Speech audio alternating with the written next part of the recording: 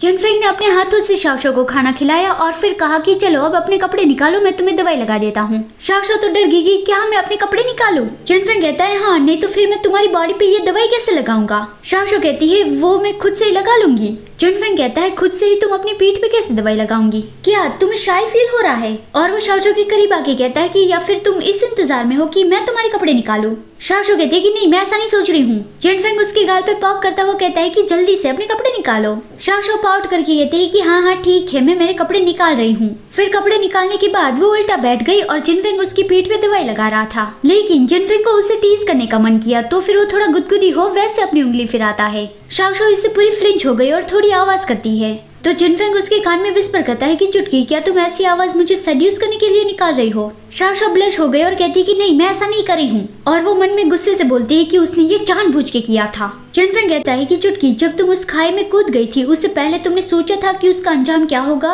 पता है अगर वो कांटे जहरीले होते तो अभी तुम मर गई होती। शाओशो सोचती है हाँ, अगर वो कांटे जहरीले होते तो अब तक मैं मर गई होती। और वो कहती है हर बार जब तुम मुझे बचाते हो तब क्या तुम ये सोचते हो कि उसका अंजाम तुम्हारे लिए क्या होगा? ये सुनकर जिनफेंग को बहुत ही अच्छा लगा। वो सोचता है कि मैं वी के अलावा कभी भी किसी के लिए कुछ भी नहीं करता। अगर मुझे बदले में कुछ भी ना मिल रहा हो तो मैं किसी के लिए कुछ भी नहीं करता। मतलब कि वो वी के लिए कुछ भी कर सकता है अगर उससे बदले में कुछ भी फायदा ना हो रहा हो तब भी। और असलियत में शाओशो ही असली वी है। तभी डुप्लीकेट वी यानी कि लीवान वहाँ पे आ गई। जिनफेंग पूछता है कि लीवान तुम यहाँ पे क्या कर रहे हो? लीवान कहती है आज आप कंपनी में नहीं आए थे तो मुझे थोड़ी चिंता हो रही थी, इसलिए मैं चेक करने यहाँ पे आ गई कि क्या हुआ है। और वो पूछती है कि शाओशो को क्या हुआ? शाओशो कहती है कुछ भी नहीं, बस थोड़ी सी चोट लगी है। लीवान कहती है लेकिन ये तो कुछ ज्यादा ही सीरियस लग रहा है। जिनफेंग तुम्हें मुझे बताना चाहिए था कि शाओशो को चोट लगी है। तुम एक लड़के हो, तुम उसकी अच्छे से केयर नहीं कर सकते। कुछ दिनों तक मैं शाओशो की केयर करने के लिए यहाँ पर ही रुकती हूँ। शाओशो सोचती है वो बस मेरी देखभाल करने का बहाना मार रही है।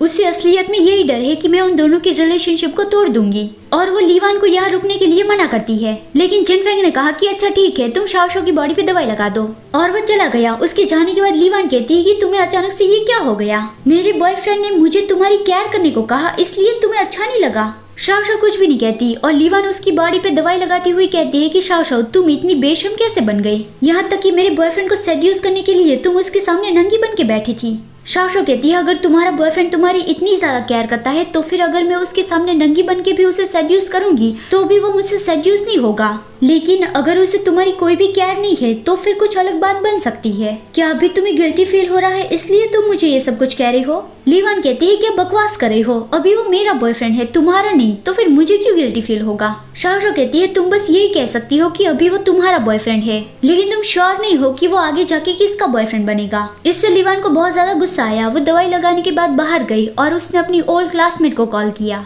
वही जिसने लीवान के लिए हॉस्पिटल में झूठ बोला था कि उसे फ्रोजन डिसीज हो गया है। फिर अगला सीन आता है। जिनफेंग ने देखा कि शाओशो किचन में खाना बना रही है। वो उसे पूछता है कि ये तुम क्या कर रही हो? तभी शाओशो को चोट लग गई तो जिनफेंग तुरंत ही भाग के उसके पास गया कि क्या हुआ। शाओशो दिखाती है कि कुछ भी नहीं, बस छोटा सा कट लगा है। जिनफेंग कहता है घर में कितने सारे नौकर है, लेकिन तुम क्यों खाना बना रहे हो? शाओशो कहती है उन लोगों पे गुस्सा मत करो, जब मैं जागी तब मुझे बहुत ज्यादा भूख लगी थी और मुझसे इंतजार नहीं हो रहा था। इससे उन सब का कोई लेना देना नहीं है, प्लीज उसे ब्लेम मत करो। जिनफेंग उसका हाथ पकड़ता है कि मुझे तुम्हारी चोट देखने दो। नेक्स्ट टाइम तुम्हें कुछ भी चाहिए तुम सीधा सर्वेंट से कह देना, तुम्हें खुद से ही ये सब कुछ करने की जरूरत नहीं है। शाओशो कहती है कि हाँ ठीक है और वो सोचती है क्या वो मेरी चिंता कर रहा है और उसे बहुत ही अच्छा लगा। जिनफेंग उसकी उंगली मुंह में लेके उसे हील करने लगा तो शाओशो की हार्ट बीट तेज हो गई। वो सोचती है कि वो तो बस मेरी उंगली में जो चोट लगी है उसे हील कर रहा है, लेकिन मैं इतना ज्यादा नर्वस क्यों फील कर रही हूँ। फिर जिनफेंग उसे कहता है कि तुम डाइनिंग रूम में इंतजार करो, मैं खाना बनाऊंगा। शाओशो को यकीन नहीं हो रहा था कि क्या तुम्हें खाना बनाना आता है।